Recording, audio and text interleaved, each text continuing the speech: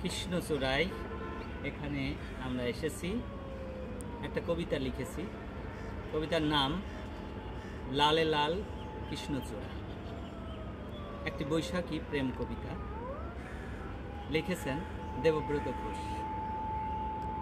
বারান্দার জানালা দিয়ে প্রতিদিন দেখি, তুমি নেই পাশে, তবুও মনে হয় আছো। হালকা হাওয়ায় মৃদু ফিসফিসে ভাষায় ওই পাশের কৃষ্ণচূড়ার শাখায় শাখায়।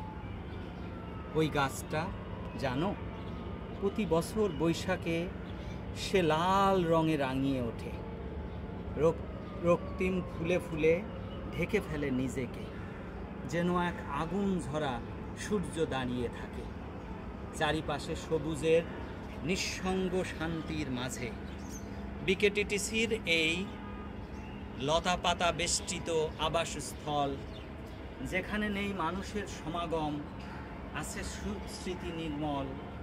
সেই গাছে চোখ মেলে তুমি একদিন বলেছিলে, দেখো তো আমাদের ভালোবাসা যদি এমন হতো, প্রতিটি শাখায় লাল, প্রতিটি পাতায় প্রতিশ্রুতি নিয়ত। এখন তুমি নেই, তবুও কৃষ্ণচূড়া রাঙিয়ে আসে আমার জানালায়, আমার হৃদয়ে। ফুলের মধ্যে তুমি বাজো, তোমার হাসি ঝরে প্রতিটি পাপড়িতে। আমি দাঁড়িয়ে থাকি একলা, তবুও একাকী নই, কারণ তুমি, আমি আর কৃষ্ণচূড়া। এই প্রেমের ঋতুতে বাঁধা রইলাম একটি রক্তিম বিকেলের কবিতায়। ধন্যবাদ।